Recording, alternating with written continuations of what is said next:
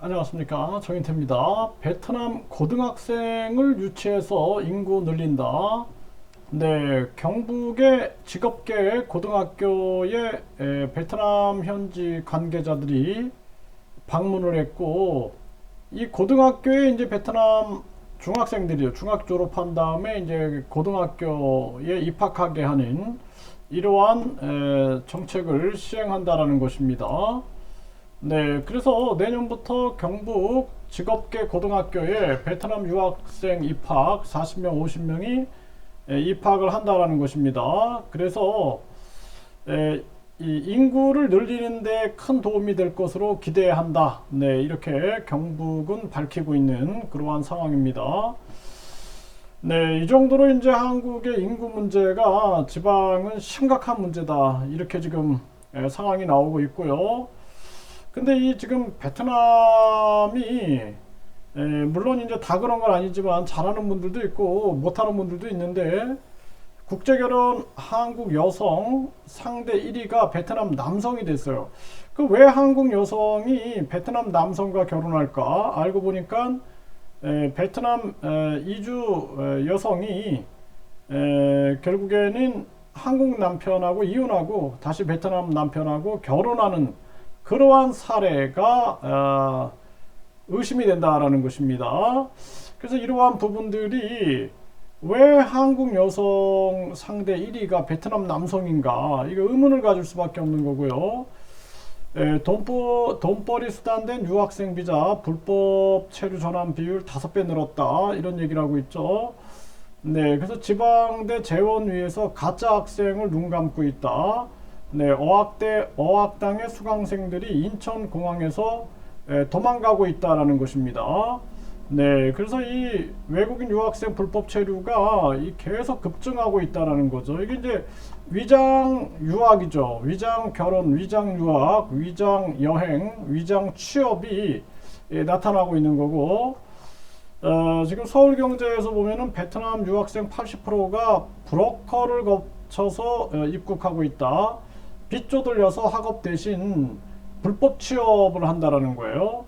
그래서 여기 보면은 유학원을 통해서 입국하는 경우에는 890만 원에서 1150만 원이 든다라는 거죠. 네, 그런데 이 지금 불법 브로커를 통해서 입국될 때는 1,500만 원에서 2천만 원이 든다라는 거예요. 그러니까 여기 보면은 이제 학비가 1년 학비가 보면은 뭐 기숙사비하고 이제 학비를 합치게 되면은 또 이제 식사비가 들어가는 경우가 있어요.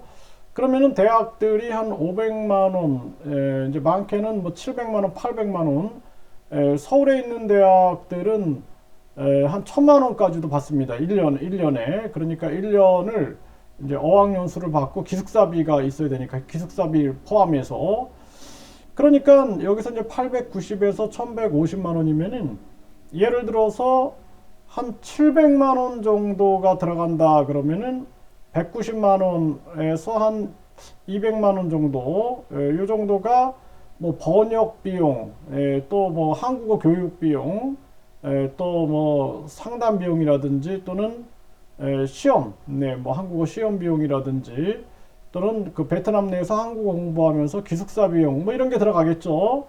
네, 번역 공증 뭐 이런 비용들. 그런데 이게 이제 정상적인데 여기 보면은 1,500만 원에서 2천만 원이 든다. 근데 이 돈이 이렇게 들면은 80% 이상이 이렇게 온다 그러죠.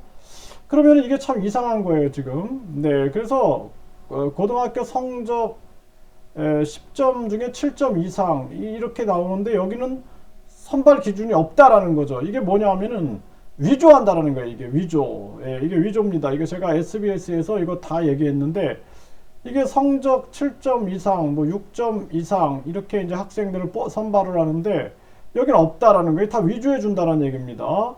준비 기간도 1에서 3개월. 굉장히 빠르죠. 굉장히 빨라요. 여기는 3에서 6개월인데. 그런데 이 돈이 이렇게 비싼 이유가 여기 보면은 베트남 영사가 비자 장사 64명에게 2,800만 원 받았다, 이런 얘기 나오죠, 기사에.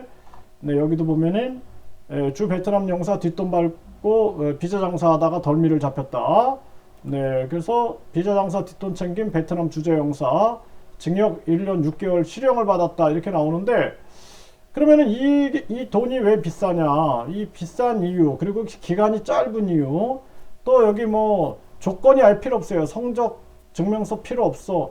졸업 증명서 필요 없어. 가짜로 만들어주는 거예요. 가짜로. 네, 가짜로 만들어주는 비용과 더불어서 굉장히 빨라.